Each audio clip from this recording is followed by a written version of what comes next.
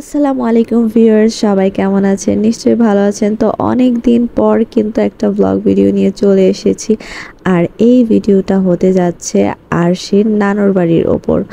আরশি কিভাবে আরশিকে নিয়ে আরশির নানুর বাড়ি গেলাম, কিভাবে কি এনজয় করলাম, এগুলোই বলবো আজকের এই ভিডিওতে। তো চলুন শুরু করা যাক।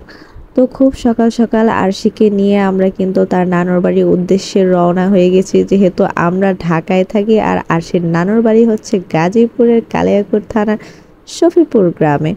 এটা এখন গ্রাম বলতে গেলে ভুল হবে, এটা কিন্তু আসলে বলতে গেলে আমাদের প্রাণের শহর, আমাদের শফিপুর।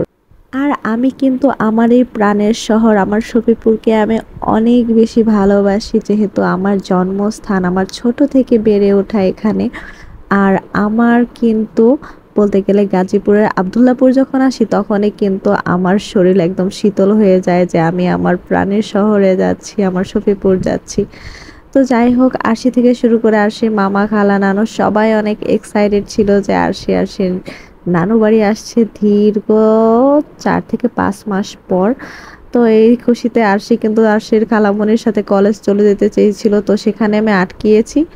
কিন্তু এরপরে সে আবার তার মামার পিছু নিয়েছে যে সে তার মামার সাথে স্কুলে যাবে, সরি কলেজে যাবে। আসলে স্কুল স্কুল বলতে বলতে এখন কলেজটা আসেই না মুখে। তো এখন তারা কলেজে যায়নি, অবশ্য তারা গিয়েছিল তাদের কোচিং করতে। আর এদিক দিয়ে আমি আরশিকে নিয়ে বাসায় ফিরছিলাম, তখন আরশি একটা সাদা গাড়ি থেকে ভাবছিল যে ওর বাবা হয়তো বা আবার ফিরে এসেছে, তো বাবা বাবা করে বাহিরে গিয়েছিল। তো কোনো মতে ওকে আমি টেনে হিচড়ে বাসায় নিয়ে নিয়ে এসে বুঝিয়েছি যে তোমার বাবা এখন আসেনি, চল আমরা বাসায় যাই। তো বাসায় এসে আমরা দুজন তো সেই লাফালাফি খুশিতে যে নানু বাড়ি এসেছি। তো একটু পরে আমি আবার ছাদে চলে গেলাম একটু দুপুর দুপুর টাইমে আমার এই প্রাণের শহরকে দেখার জন্য। আর আমাদের বাসার ছাদ থেকে কিন্তু পুরো শফিপুর এলাকা দেখা যায়। তো এখানে আমি আমার পুরনো স্মৃতিচারণ করছিলাম যে এখান দিয়ে আগে আমি আমাদের বাজারে যেতাম, কিন্তু এখন এই রাস্তাটা কিন্তু পুরো ব্লক হয়ে গেছে। আর আমাদের যে এখানে যত বিল্ডিং বাড়িগুলো দেখছেন, এগুলো কিন্তু আগে কিচ্ছু ছিল না, কয়েকটা বাড়ি ঘর ছাড়া।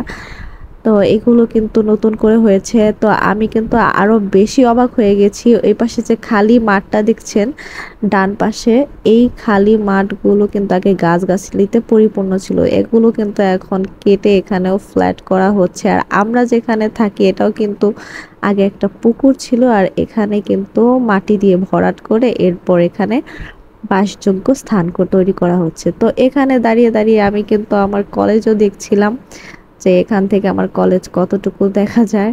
তো এখানে আমি একবার খুঁজে পাচ্ছিলাম না, কিন্তু একটু পর আমি বুঝতে পারি যে ও কলেজের সামনে তো আরেকটা বিল্ডিং হয়ে গেছে, এর জন্য আমি আর কলেজ দেখতে পাচ্ছি না, কিন্তু স্কুলটা ঠিকই দেখতে পেরেছি। তো যাই হোক, নিজের স্কুল কলেজ দেখার কিন্তু একটা আলাদাই শান্তি।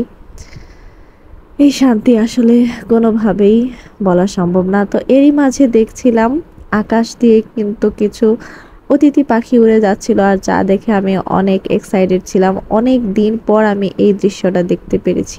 এরপর যখন দুপুর গড়িয়ে একটু বিকেল হলো, তখন দেখলাম আকাশ তো পুরোই মেঘলা মেঘলা। আর আমি আরশিকে নিয়ে একটু ছাদে এসেছিলাম, যেহেতু আরশি ঘরে থেকে বোর হয়ে যাচ্ছিল। তো এদিক দিয়ে দেখছিলাম যে এক পাশ দিয়ে বৃষ্টি শুরু হয়ে গিয়েছে, তাই আরশিকে নিয়ে আমি তাড়াতাড়ি বাসায় চলে গেলাম। আর আরশি তো বাসায় যে একদম সারপ্রাইজ যে আরশির নানু আরশির জন্য কই মাছ এনেছে। আর আরশি এই জীবিত মাছ দেখে কিন্তু অনেক এক্সাইটেড ছিল, সাথে আবার তার মামারা তার জন্য বিএফসি চিকেন নিয়ে এসেছিল। এছাড়াও কিন্তু তার মামারা আরো অনেক অনেক টাইপের খাবার এনেছিল, যেগুলো আপনারা আগের ভিডিওতে দেখেছেন। আর আরশি রসমালাইয়ের জন্য এইভাবে দাঁড়িয়েছিল। তো এভাবেই দিন গড়িয়ে রাত গড়িয়ে চলে আসলো এর পরের দিন সকালবেলা। আর তখনই আরশির বাবা এসে হাজির যে চলো চলো তাড়াতাড়ি বাসায় ফিরতে হবে। আর আমি ছিলাম খুবই আপসেট, কারণ আমি 1 উইকের জন্য আসছিলাম। তো হুটহাট করে আরশির বাবা যেহেতু ঢাকা ব্যাক করেছে, এর জন্য আমারও ঢাকা ব্যাক করতে হচ্ছিল। তো আজকের ভিডিও এই পর্যন্ত। আসসালামু আলাইকুম, সবাই ভালো থাকবেন, সুস্থ থাকবেন এবং আমার জন্য দোয়া করবেন আমি যেন আবার আমার বাবার বাড়ি যেতে পারি। হি হি।